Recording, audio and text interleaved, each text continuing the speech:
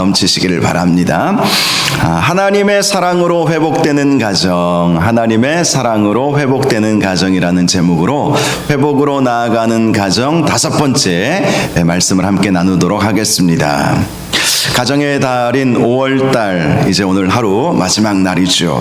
이 가정의 달을 보내면서 우리는 주변에 깨어지고 상처받은 가정들이 참 많이 있겠구나 라는 사실을 한 번 더 생각해 보게 되었습니다. 실제로 수많은 가정들이 많이 흔들리고 있습니다.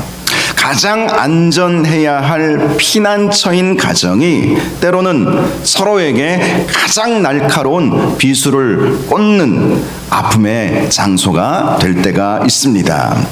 우리 그리스도인들의 가정도 예외가 아닙니다. 겉으로는 평안해 보이지만 속을 모르잖아요. 겉으로는 우리가 가면을 얼마든지 쓸 수 있습니다. 그러나 속에는 문드러질 대로 문드러져 있는 가정들이 얼마나 많이 있는지 모릅니다. 남모르는 눈물을 흘리며 아파하는 분들도 있을 것입니다. 부부 사이에 말할 수 없는 갈등이 존재하는 가정이 있습니다. 부모와 자녀 간에 단절이 있는 가정들도 있을 것입니다. 또 경제적 어려움으로 인해서 참으로 힘들어하는 가정들이 우리 가운데 있을 것입니다. 우리의 가정을 하나님께서 지키시고 하나님께서 보호하여 주시기를 주님의 이름으로 축복합니다. 우리의 가정 하나님이 주인 되시면 하나님께서 선하게 인도하여 주실 것입니다. 저명한 기독교 상담학자 폴 트립 박사라는 분이 계신데요. 이분이 이런 말씀을 하셨습니다. 망가진 관계를 회복하는 첫걸음은 상대방의 변화를 수동적으로 기다리는 것이 아니다. 상처받은 쪽이 먼저 용서의 비용을 기꺼이 지불하고 능동적으로 다가가는 것이다 라고 조언을 했습니다. 시간만이 가정의 문제를 해결해 주지 않는다는 것이죠. 상처받은 쪽이 오히려 더 능동적으로 나아갈 때에 가정의 문제들이 하나하나 해결될 수 있다는 것입니다. 우리는 보통 상처를 받게 되면 상처를 준 쪽이 먼저 사과하기를 바랍니다. 상대방의 성격이 변하고 행동이 바뀌어야만 우리 가정이 회복될 수 있다라고 믿습니다. 남편이 문제야. 실제로 문제일 때가 있죠.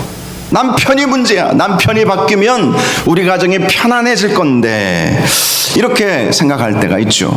아니면 반대로 요즘 내 아내가 좀 이상해졌어. 이 아내가 문제야. 왜 이렇게 쌈딱이 되어 가는지 몰라 하면서 그게 이제 과학적으로 맞는 말이래요.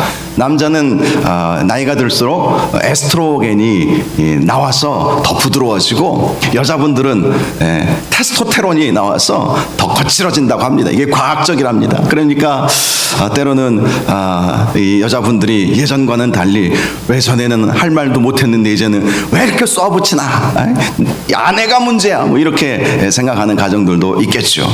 그런데 어떤 가정은 아니 다른 남자들은 다른 남편들은 집에서 이제는 좀 온순해지고 그 아내 말도 잘 듣는다던데 왜 우리 남편은 여전히 자기 주장을 고집하고 저렇게 변하지 않지라고 생각하는 경우들도 물론 있을 것입니다. 자, 상대방이 변하면 변할 것이다 이렇게 많이들 생각한다는 것입니다. 하지만 전문가들의 조언은 다릅니다. 진정한 회복은 누군가의 일방적이고 희생적인 다가감 없이는 절대로 불가능하다. 이것이 전문가들의 요구 조언이라는 것입니다. 한 사람이 상처를 혹시 입었더라도 다가가지 아니하면 안 된다는 거예요. 누군가 한 사람은 억울함을 감수하고 십자가를 질 때에 회복의 문이 열리게 된다는 것입니다. 내가 그렇게 다가가기가 쉽지는 않을 테지만 여러분, 가정의 회복이 더 중요하지 않습니까? 할렐루야. 가정의 회복이 더 중요한, 내 자존심보다 가정이 살아야 되지 않겠습니까? 내 가정이 살아야 내 자녀도 살고 또 우리 가정이 회복되어야 교회도 살고 하나님께 영광도 올려드릴 수 있는 것이죠. 어느 가정의 이야기입니다. 남편은 아주 성공한 사업가였습니다. 그러나 돈을 많이 벌게 되자 교만해졌습니다. 결국 쾌락에 빠져버렸고 심지어 도박에까지 손을 대다가 회사가 부도나고 말았습니다. 화려했던 이 집안은 순식간에 망가져버렸습니다. 부부는 빚쟁이들을 피해서 달동네의 비좁은 단칸방으로 쫓겨나듯이 이사를 해야만 했습니다. 평생 전업주부로 살았던 아내는 어쩔 수 없이 식당 주방에 나가서 하루 종일 설거지를 하면서 생계를 책임져야만 했습니다. 아내의 마음속이 어떠했을까요? 분노, 증오 이런 것으로 가득 찰 수밖에 없었습니다. 당신이 나한테 어떻게 이럴 수 있어? 당신이 내 인생을 망쳤어 하는 분노와 증오의 밤을 보낼 수밖에 없었습니다. 매일 밤 단칸방에서는 고성과 저주가 오고 갔습니다. 남편은 죄책감에 시달리면서도 아내의 원망을 견디지 못해서 매일 술에 취해 집에 들어왔습니다. 마침내 참다 못한 아내는 이혼 서류에 도장을 찍고 남편에게 던졌습니다. 우리 이혼합시다. 그리고 이혼을 앞둔 어느 날 저녁 밤이었습니다. 아내는 마지막으로 하나님께 자신의 억울함을 토로하고 싶어서 금요 기도회에 나가게 되었습니다. 예배당 맨 뒷자리에 앉아서 바닥을 치면서 통곡을 했습니다. 하나님, 저 인간 구제불능입니다. 제 인생이 너무나 억울합니다. 한참을 울부짖었습니다. 그런데 그때 갑자기 아내의 마음속에 성령께서 강력한 빛을 비추어 주셨습니다. 십자가에 매달리신 예수님의 모습이 선명하게 떠오르게 되었던 것입니다. 그리고 세미한 음성이 들렸습니다. 딸아, 네가 바로 나를 배신하고 도망쳤던 고멜과 같은 존재란다. 아마 호세아 말씀을 그때 들었나 봐요. 네가 고멜과 같은 존재였단다. 세상의 헛된 것을 사랑하여 나를 수없이 십자가에 못 박았던 너를 내가 나의 생명을 주어 다시 너를 샀단다. 내가 너를 이렇게 용서해 주었는데 너는 왜 네 남편을 용서하지 못하느냐. 이런 음성이 들렸던 것입니다. 아내는 그 자리에서 고꾸라졌습니다. 자신이 피해자인 줄만 알았는데 오히려 영적으로 생각해 보니까 자신이 십자가의 은혜를 배신한 가해자였구나 라는 생각이 그를 사로잡은 것입니다. 십자가의 보혈이 그 아내의 굳은 심령을 완전히 녹여버렸습니다. 그녀는 밤새도록 눈물로 회개했습니다. 이른 새벽 집으로 돌아온 아내는 술에 취해서 잠들어 있는 남편 머리맡에 앉았습니다. 그리고 이혼 서류를 그 자리에서 갈기갈기 찢어버렸습니다. 술 냄새 나는 남편의 손을 꼭 붙잡고 이렇게 기도했습니다. 하나님, 이 사람 포기하지 않겠습니다. 주님이 저를 십자가의 피로 다시 사주신 것처럼 저도 눈물과 희생으로 이 남편을 다시 사겠습니다. 우리 가정을 고쳐주옵소서. 이른 아침 잠에서 깬 남편은 찢어진 이혼 서류와 아내의 눈물 자국을 보았습니다. 그리고 아내의 사랑 앞에서 완전히 무너져 내리고 말았습니다. 짐승처럼 살았던 자신의 죄를 통곡하며 회개하게 되었습니다. 그날 이후 남편이 변하기 시작했습니다. 건설 현장에 나가서 땀 흘리면서 빚을 갚아 나갔습니다. 그리고 부부는 밤마다 단칸방에서 두 손을 잡고 눈물로 가정재단을 쌓게 되었습니다. 산산조각 났던 가정이 아내의 십자가 희생으로 완벽하게 회복이 되었던 것입니다. 이러한 회복과 은혜가 우리의 가정들 가운데 있기를 주님의 이름으로 축원합니다. 우리의 가정이 이렇게 회복이 되어야 되지 않겠습니까? 그런데 이 회복을 위해서는 누군가가 일방적으로 희생을 감수하면서까지도 다가갈 때에, 특별히 예수 그리스도의 은혜를 붙잡고 다가갈 때에 이러한 회복이 온다는 것이죠. 오늘 본문이 바로 그 사실을 우리에게 말씀해 주고 있습니다. 오늘 본문의 말씀이 있는 이 호세아서 말씀을 보면 하나님께서 호세아 선지자에게 정말 이해할 수 없는 명령을 내리셨음을 보게 됩니다. 음란한 여인이었던 고멜이라는 여인과 결혼하라. 하나님께서 말씀을 하시는 것입니다. 호세아는 하나님의 말씀에 순종하는 선지자였기에 그 말씀 그대로 따르게 되었습니다. 그리고 고멜과 결혼을 하여서 이남 일녀의 자녀까지 낳게 되었습니다. 그런데 호세아의 아내 고멜이 세 자녀를 낳은 이후에 다시 옛날로 돌아가 버린 것입니다. 집을 나가버린 거예요. 그런데 오늘 본문을 보면 하나님이 뭐라고 말씀하시는가? 오늘 본문 1절을 보니까 여호와께서 내게 이르시되, 이 나는 호세아를 말하는 것이죠. 내게 이르시되 이스라엘 자손이 다른 신을 섬기고 건포도 과자를 즐길지라도 여호와가 그들을 사랑하나니 너는 또 가서 타인의 사랑을 받아 음녀가 된 그 여자를 사랑하라. 하나님이 이렇게 말씀을 하시는 것입니다. 참으로 기가 막히고 통탄할 명령이 아닐 수 없습니다. 호세아의 아내 고멜은 남편을 무참히 버렸습니다. 가정을 버렸습니다.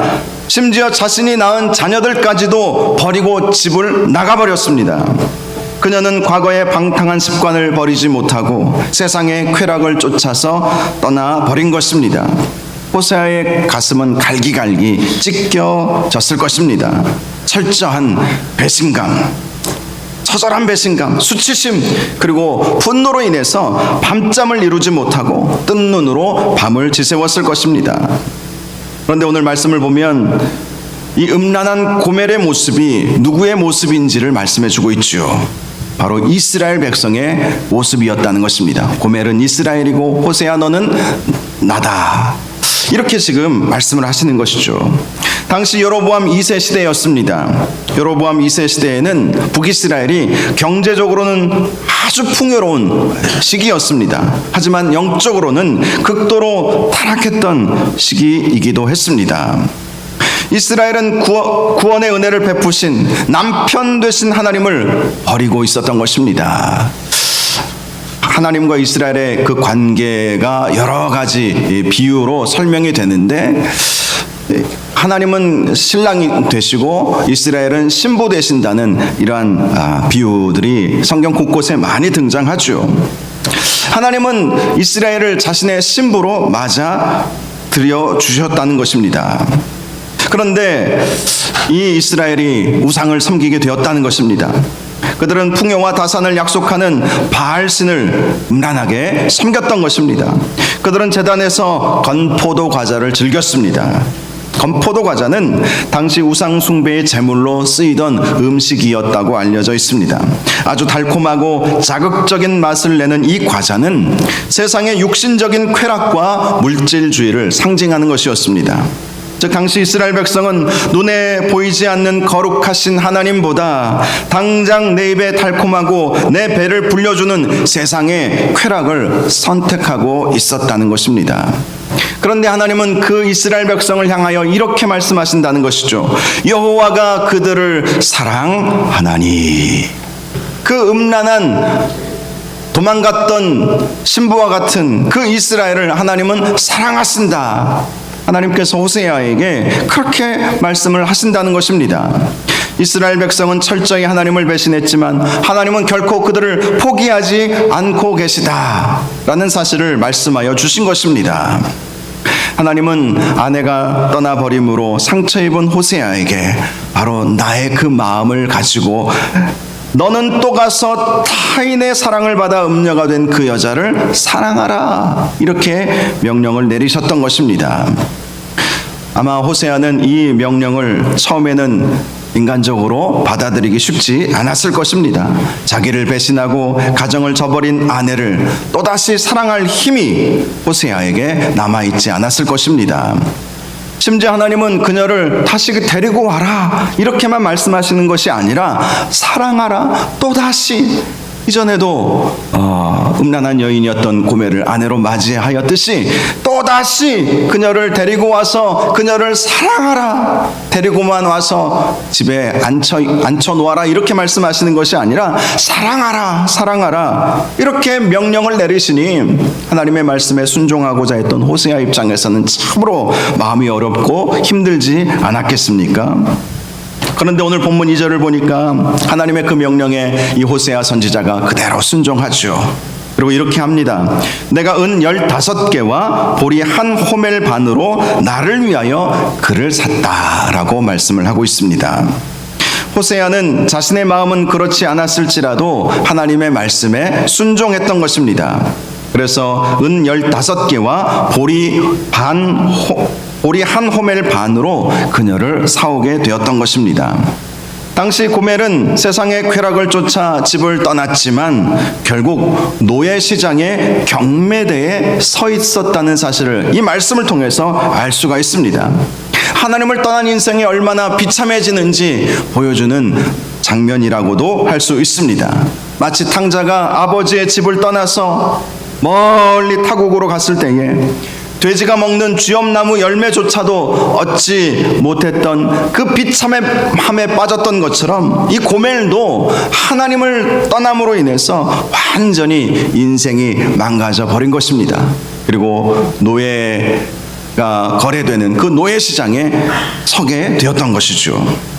출애굽기 21장 32절을 보면 고대 근동에서 노예 한 사람의 몸값은 보통 은 30세겔입니다. 그런데 호세아에게는 지금 은 몇 개밖에 없어요? 15개밖에 없는 거예요. 30세겔을 가지고 이 아내를 다시 사와야 되는데 돈이 없는 거예요. 그래서 그는 집안 창고에서 아마 여기저기 빌렸을지도 모릅니다. 보리 한 호멜 반을 팍팍 긁어서 모았습니다. 보리 한 호멜 반은 당시의 시세로 은 15개였다고 합니다.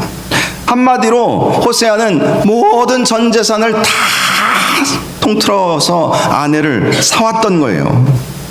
은 30세겔을 맞추기 위해서 현금 15세겔과 또 온 집안을 뒤져서 보리를 사서 그 보리 한 호멜 반으로 그 아내를 다시 사오게 되었다는 것입니다. 사랑하는 여러분, 이것이 구원의 개념입니다. 값을 온전히 치르고 노예시장에서 다시 사오는 것. 진정한 사랑과 회복은 결코 공짜로 이루어지지 않습니다. 반드시 누군가의 희생이 필요한 것이죠. 이 호세아가 얼마든지 하나님께 핑계댈 수도 있었을 거예요. 하나님, 제가 하나님 명령대로 해보려고 했는데 돈이 모자르네요. 이 고멜을 정말 이해할 수 없었기에 사오고 싶은 마음이 전혀 없었다면 하나님 돈이 모자라요. 15세겔밖에 없어요. 이렇게 말하면서 아내를 사오지 않았을 것입니다. 그런데 전 재산을 다 긁어 모아가지고 아내를 사온 것이죠. 이것은 호세아의 희생적인 사랑이 없이는 이루어질 수 없는 일이었습니다. 분명히 고멜은 자신이 지은 더러운 죄의 대가로 노예가 되었습니다. 그러나 호세아가 그 수치스러운 죄의 값을 다 지불하고 그녀를 자유롭게 한 것입니다. 사실 조금만 생각해보면 우리가 바로 이 고멜과 같았음을 인정할 수밖에 없습니다. 우리는 사탄의 노예였고 사망 권세 아래 묶여 영원한 지옥불에 떨어져 마땅한 자들이었습니다. 우리가 지불해야 할 끔찍한 죄의 값은 이 세상에 썩어질 은과 금으로는 도저히 계산할 수 없는 엄청난 것이었습니다. 오직 죄 없는 자의 생명으로만 갚을 수 있었던 것입니다. 그래서 죄 없으신 하나님의 아들 예수님께서 우리를 대신하여 목숨값을 내시고 우리를 살려주셨던 것이죠. 그렇다면 이 사랑을 받은 우리가 가정에서 어떻게 살아야 하겠습니까? 바로 이 예수님의 마음을 품고 살아야 하지 않겠습니까? 즉 내가 먼저 십자가를 져야 한다는 것입니다. 잘못은 남편이 했어도 기도의 눈물은 아내가 먼저 흘리는 것입니다. 아내가 자존심을 긁으며 상처를 주어도 남편인 내가 먼저 다가가 넓은 가슴으로 품어주어야 합니다. 좁아터진 가슴으로는 아내를 품을 수가 없지요. 자녀가 세상을 향해 방황할 때에 매를 들고 정죄하는 대신 부모가 먼저 하나님 앞에 무릎 꿇고 회개하는 것입니다. 내가 자존심을 꺾고 은 15개와 보리 한 호멜 반을 준비하여서 가장 낮은 노예시장으로 걸어가는 호세아가 되어야만 가정의 회복이 올 수 있다는 것입니다. 3절을 보면 호세아가 이제 고멜에게 이런 말을 해주지요. 그가 그에게 이르기를 너는 많은 날 동안 나와 함께 지내고 음행하지 말며 다른 남자를 따르지 말라. 나도 내게 그리하리라 하였노라. 전 재산을 털어 몸값을 지불하고 고멜을 다시 집으로 데리고 온 호세아는 아내에게 세 가지 말씀을 해주었습니다. 첫 번째는 너는 많은 날 동안 나와 함께 지내라 라는 것이었습니다. 많은 날 동안 나와 함께 지내라. 많은 날이라고 하는 이 말씀은 함께 인내하며 가정의 회복, 당신과 나의 회복을 이루어 가자는 의미를 가지고 있습니다. 실제로 가정의 회복에는 단시간의 처방이 아니라 긴 인내의 시간이 필요합니다. 많은 날이 절대적으로 필요한 것입니다. 깊게 패인 상처가 아물고 무너진 신뢰가 다시 쌓이기까지는 뼈를 깎는 기다림의 시간이 요구된다는 것입니다. 우리 가정의 복잡한 문제도 하루아침에 해결되지 않습니다. 하루아침에 해결될 것 같으면 진작 해결되었겠지요. 오랜 시간 눈물로 씨를 뿌리며 엎드려 기도해야 해결이 되는 거예요. 많은 날 동안 함께 노력하자는 거예요. 함께 기도하자는 거예요. 그럴 때 회복이 온다는 것입니다. 그래서 호세아 선지자는 아내에게 많은 날 동안 나와 함께 지내자, 그렇게 부탁을 했던 것입니다. 다음으로 호세아는 음행하지 말며 다른 남자를 따르지 말라라고 신신당부합니다. 다시는 옛 모습으로 돌아가지 말라는 것입니다. 하나님의 사랑은 죄를 대충 눈 감아주고 방관하는 값싼 동정이 아닙니다. 과거의 더러운 죄악과 철저히 단절할 것을 요구하시는 것입니다. 죄에서 돌이켜 거룩한 하나님의 백성으로 살아가도록 이끄는 것이 참된 사랑의 본질인 것이죠. 방관과 이 사랑은 다르죠. 방종으로 흐르게 하는 것과 이 사랑해 주는 것은 완전히 다른 것입니다. 우리 가정에도 이러한 뼈를 깎는 영적 결단이 필요합니다. 세상을 향하던 발걸음을 돌이키는 시간이 있어야 합니다. 무너진 가정의 예배의 재단이 수축이 되어야 하는 것입니다. 말씀과 기도로 다시 거룩해져야 하는 것입니다. 주의 말씀 앞에 다시 한번 결단하고 과거로 돌이키지 말고 오직 하나님만을 섬기자는 그 결단의 시간을 꼭 가져야 한다는 것이죠. 대충 넘어가서 이게 해결될 문제가 아니라는 것입니다. 가장 감동적이고 가슴 벅찬 부분은 호세아의 마지막 말입니다.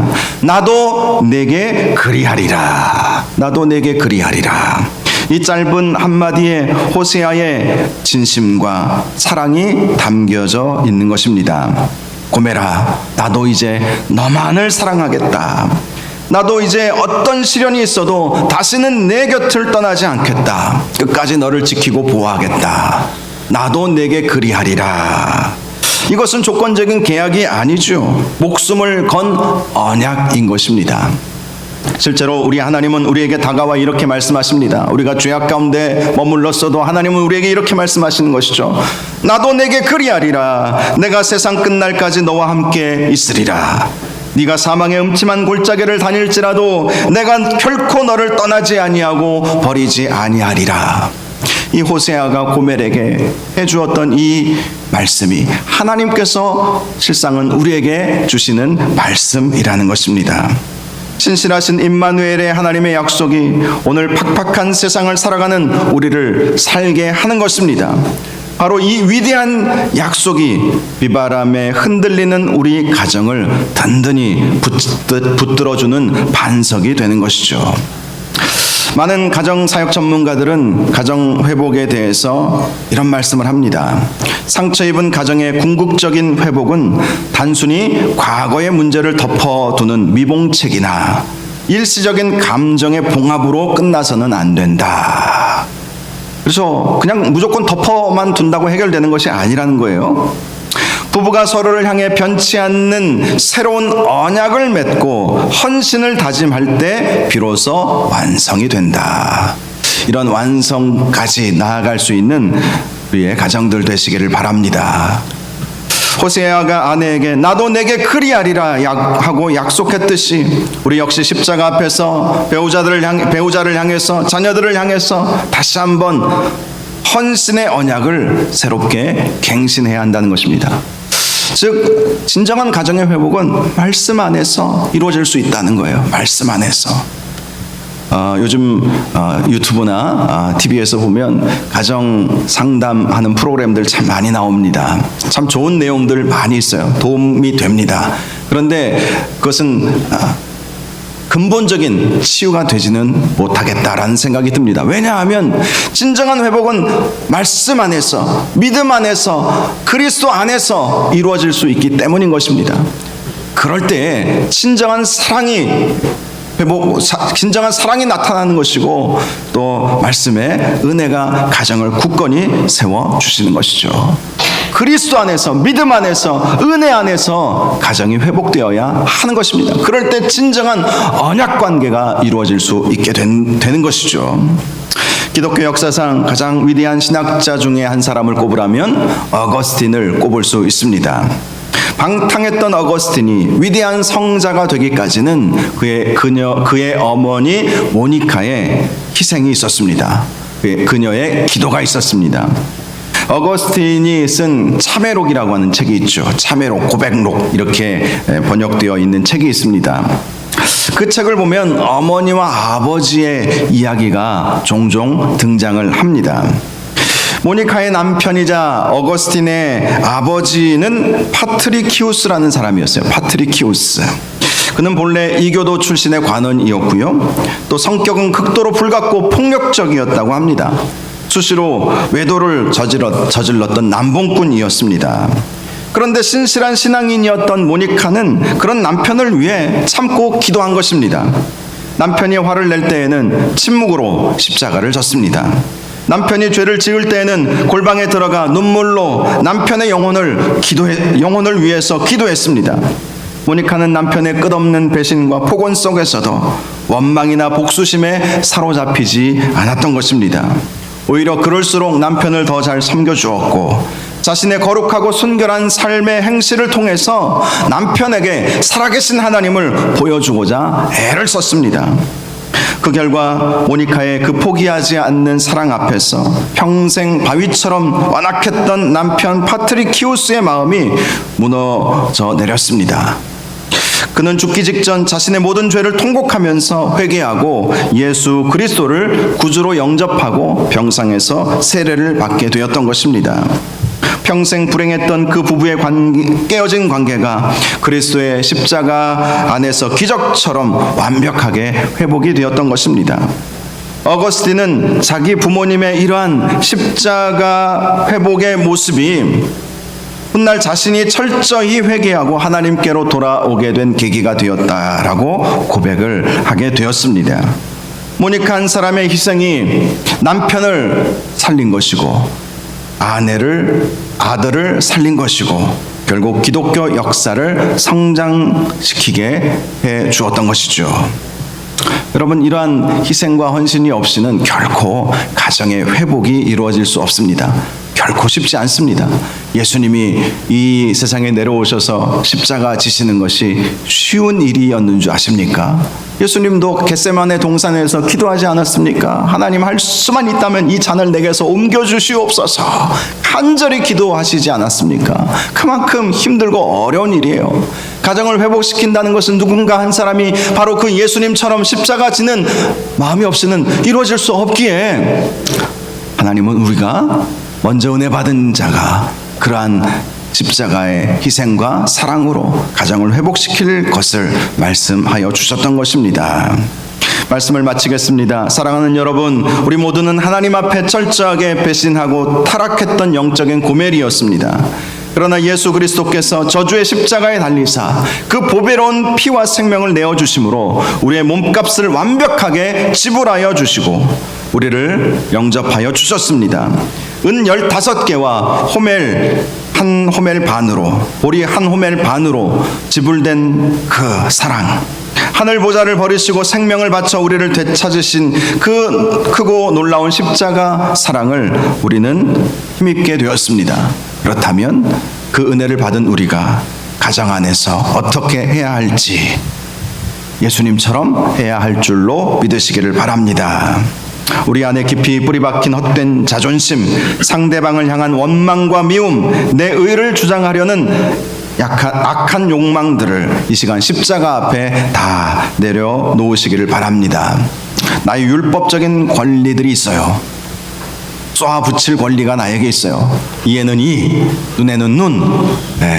그것이 율법의 원리였습니다. 그러나 십자가의 원리는 그렇지 않죠. 십자가 원리는 원수라도 사랑하라 라는 것 아니겠습니까? 나의 율법적인 권리를 포기하고 내가 먼저 손을 내밀어 용서의 대가를 짊어질 때에 우리의 가정은 회복되는 은혜가 있게 될 것입니다. 이번 한 주간 영적인 음료와 같던 우리를 살리시기 위해 기꺼이 노예시장으로 찾아오신 하나님의 사랑, 골고다 십자가의 그 사랑을 깊이 묵상하시면서 그 십자가의 사랑으로 우리 가정을 사랑하실 수 있기를 바랍니다. 여러분의 남편을 사랑하시고 아내를 사랑하시고 자녀들을 사랑하시고 부모와 형제 자매를 사랑하시기 바랍니다. 그러면 하나님이 여러분의 가정의 주인 되어 주셔서 여러분의 가정이 하나님의 은혜가 넘치는 복된 가정이 될 것입니다. 이런 은혜가 있는 우리 모든 가정들 되시기를 주님의 이름으로 축원합니다. 이 시간 우리 함께 찬양하겠습니다. 주여 우린 연약합니다. 그렇습니다. 우리는 연약하죠. 우리는 정말 연약합니다. 알면서도 실천하지 못하는 그러한 신앙의 영역들이 우리에게 있습니다. 그러나 우리에게 주님께서 은혜 베풀어 주시면 넉넉히 할 수 있는 줄 믿으시기를 바랍니다. 중요한 것은 은혜가 있어야 돼요. 은혜가 있어야 되는 거예요. 은혜가 없으면 사실 말이 거칠어지잖아요. 은혜가 없으면 행동도 율법적으로 바뀌잖아요. 네가 나에게 어떻게 했는데 내가 이 정도 하는 것 좀 당연하지. 이것은 율법적인 생각이죠. 그러나 은혜가 넘쳐야 우리 가정의 회복이 오는 것입니다. 주님의 그 은혜를 사모하며 주님 앞에 하나 되는 가정 되기를 원하는 마음으로 이 찬양 하나님께 올려드리도록 하겠습니다.